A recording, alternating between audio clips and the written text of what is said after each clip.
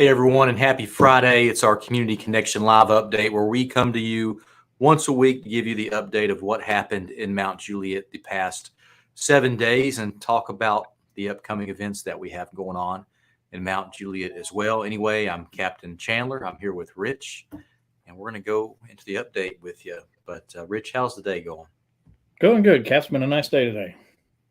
Yeah, internet's doing some weird things in the Mount Juliet area. It's given us warnings on our end that our internet connection is bad. So hopefully those who are watching don't have too many interruptions, but we've heard from our neighbors throughout the community that their internet is having issues as well related to TDS Telecom. So hopefully they get that worked out. I know we've swapped to our backup systems here at headquarters with our communication center to ensure that we don't have any interruptions, any emergency response. But glad you're all here joining us. There's about 39 of you watching. And I just want to start off and give a shout out to Jackson. Jackson received a proclamation Monday night at the Board of Commission meeting. He did something very awesome, especially at such a young age. He was out playing in the woods near his home and found an old revolver in the mud that was loaded.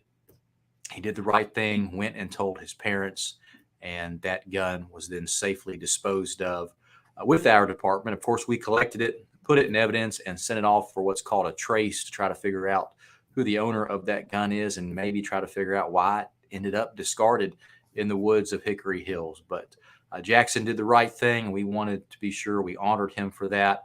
And you can see here our mayor, vice mayor, and remaining board of commission with him honored him with that proclamation, Chief Hambrick. And there's Jackson listening to Chief Hambrick give a update on what he did. So pretty cool stuff. Ain't that neat, Rich?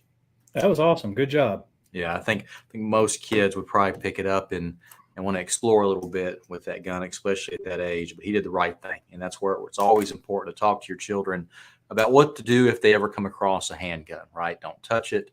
Tell an adult so that gun can be safely disposed of and placed somewhere in care of responsible people. I want to talk about a fundraiser coming up for the James Best Foundation. It is coming up October 3rd, which is coming very, very soon. Doors open at 6:15. The game kicks off at 7 o'clock. You buy your tickets at the door, and all the funding goes to the James Best Foundation. And that foundation helps individuals who are adults up to age 65 to live out their last wish if they have some type of terminal illness. It gives them their fulfillment of their last wish or dream. So pretty cool foundation. We will be competing against the fire department. The police department will win. But if you want to come out and watch us, take over FDMJ, come on out. We'd love to have you. Tip-off is at 7, but again, the fundraising goes to a great cause. And we need people to show up to raise those funds. So show on up. Mount Juliet High School, 7 o'clock on October the 3rd. The National Night Out is coming up as well. The next night on October the 4th from 5 to 8 is the main event, but from 4 to 5 is a sensory hour where there will be no flashing lights. So any children who are affected by the flashing lights, bring them to sensory hour from 4 to 5, which is a neat thing that they're doing this year. But we join all public safety agencies as a county at Don Fox Park in Lebanon, Tennessee, October 4th from 5 to 8 with a sensory hour from 4 to 5 for Night Out Against Crime. And then our big event is coming up on Saturday, October the 8th with Faith in Blue weekend. We have a chili cook-off and open house. We have about 6 chili teams right now. We would love to have more. So if you cook a good chili, put your team in. It doesn't cost anything. All you get to do is come out and participate, and you may win trophies from your police department for the best chili in the Mount Juliet area. But there'll be a kids zone with different things for kids to do, music, some equipment displays. The Tennessee Bureau of Investigation is coming out to join us, and we are all collecting non-perishable food items to fill the Mount Juliet Help Center and also area church pantries to help those who may need some extra food throughout the holiday seasons coming up. So we look forward to seeing everyone at our open house and chili cook-off Saturday, October the 8th. Rich, do you have anything to add about any of that? Oh, just looking forward to seeing everybody. It's always a fun event. We get lots of folks to come out for the open house. We often do tours. So if anybody wants to see the PD headquarters, we have a lot of fun for that too. Cool. It looks like Christine Branch added here some family farm days all this weekend at Breeden's Orchard. So thank you, Christy, for that. How's the update look, Rich? We are all set. We're talking about September the 22nd to September the 28th this week. Getting right into our numbers, we had 1,023 police calls for service, 59 fire calls, 27 crime reports, 111 arrest charges, 512 traffic stops, 250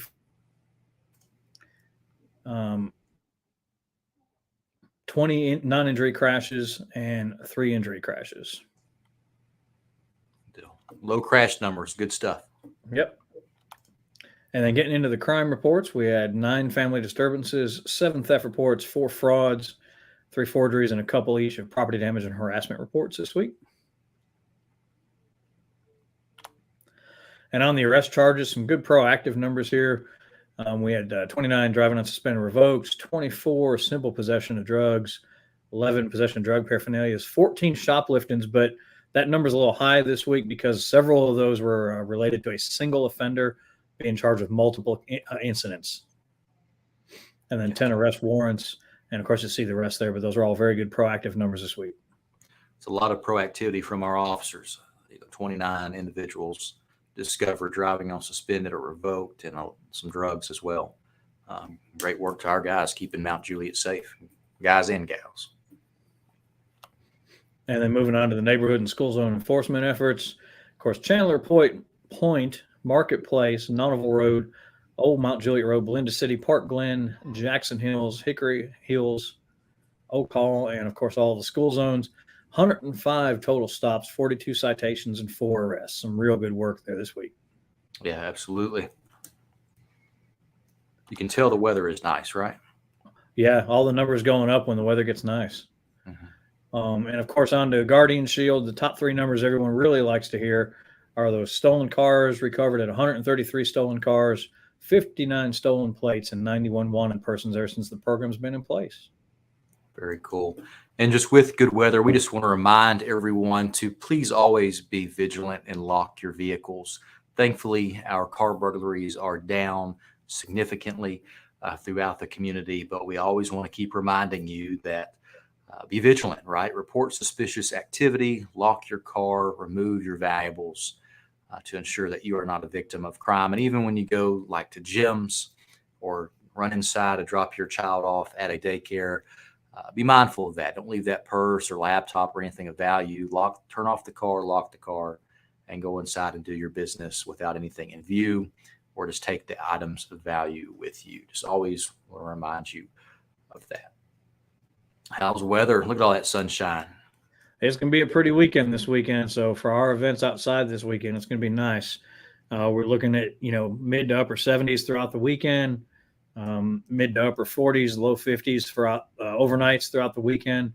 I'm not calling for any rain throughout the next 7 days if we get a little sprinkle here and there, but that'll be it. So it's luckily the Hurricane Ian, let's call him Ian. Ian hasn't affected us adversely at all. It's kept us in that high pressure zone. So it's doing real good for us. Unfortunately, others not so lucky, but for us, it's been really well. Yeah, and prayers to everyone affected by Hurricane Ian down in Florida, and then now the South Carolina area as it continues to move through. A lot of wind, a lot of water, and some deaths have been reported throughout all of that. And I know many of us probably go to Florida, right, to vacation. We have family in Florida, and we just want to keep everyone in our hearts and prayers. We've been through a disaster type event with our March 2020 tornado, and it destroys families and rips through communities. So just keep everyone affected by Hurricane Ian in your prayers, and hopeful for a super quick recovery. If you have any questions, type those in the comments. Rich and I are here to answer anything you have as best as we can. So just type that in, and we'll see what we can do. Rich, what's on your agenda this weekend? Well, I'll be again, I'm going to get on the road this evening and work a little bit, and not sure about tomorrow yet. But real quick, while I've got the mic, I want to do a quick birthday shout out. Our investigative clerk, Karen, her mom, Pat Choate, is turning 80 years old today. So I want to give a quick birthday shout out to Miss Pat. Thanks for watching, Miss Pat. We love you guys. I'm glad you're turning 80 today. Glad to have you watching us. So happy birthday, Miss Pat. Very cool. Happy birthday, Pat. Glad you're watching in. Rich, see a question here. Do we know any plans around the community for taking donations to Florida?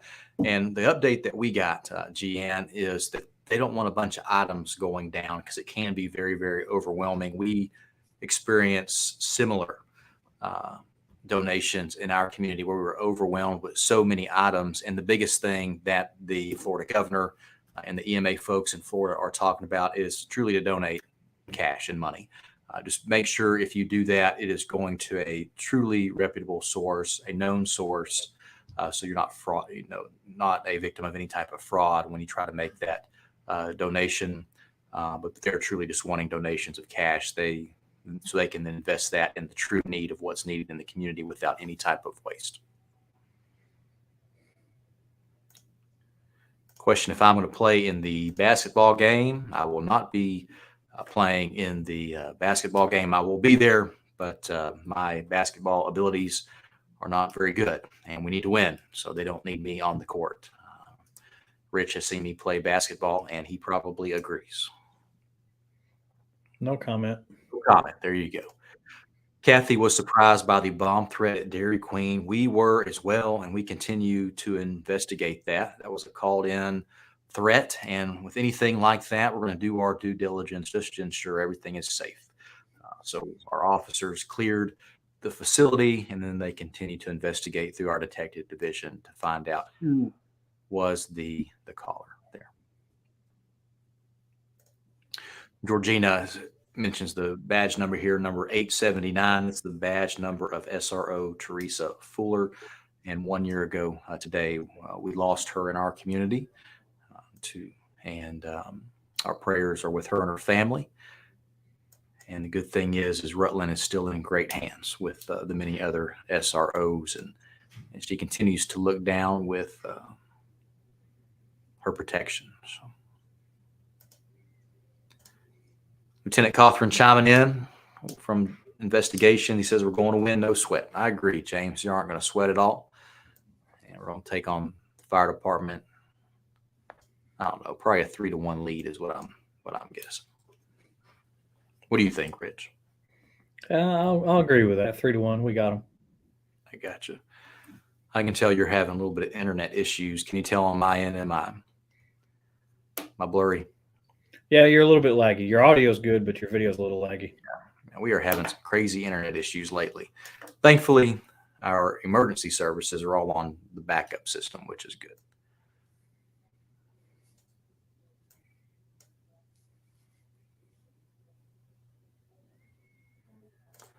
Right, we have Trudy Hannah chiming in. She's watching from Belfast, Northern Ireland, and possibly moving to the Mount Juliet area next year. And she's never seen anything like this from law enforcement, and brilliant. Community is so important. Great work. We agree, Trudy. Community is a strong connection that we need to have. And we like to serve our community as best as we can with strong connections. And Rich, isn't there a Mount Juliet somewhere in Ireland? It's like a hotel or a resort. Something in Ireland, or is it in England? No, it's in Ireland. Is it? Oh, that's cool. Google it real quick. Let's see. And Trudy, when you do make it over here, you'll have to stop by and visit. We've got several of our officers of Irish descent, and very proud of it. They'd love to meet you. Yeah, it's in Ireland of Kilkenny County, where the Mount Juliet estate is at. Interesting. Some more kind words from Sonia, Jackson Hills resident. And Trudy, there she is. She's chiming in there. She's been there, and it's gorgeous. Awesome. Karen giving a shout out to her mom, Pat, and Molly just saying all of our officers are awesome. So good stuff. Well, good deal. I think we'll wrap it up. Rich, close it out for us, man. Hey, hope everybody has a great weekend. It's going to be a really pretty weekend. Y'all get out and do whatever you're going to do. It's start of the fall season. You know, all the fall festivals are going on at all the churches and organizations around town. Have a great weekend. Have some fun. Be safe. Take care of each other. Yeah, absolutely. And if you get out and you're going to those Halloween parties, please do not drink and drive. There's plenty of other options to get home safe, from rideshare, Uber, and Lyft. Call a taxi. Have a sober friend. Please never get on the street and drive impaired. It really endangers yourself and others. Last thing you want to do is hurt anyone or yourself or end up in jail. But stay safe, folks. If you need something, we're here for you. Just give us a call. Have a good weekend.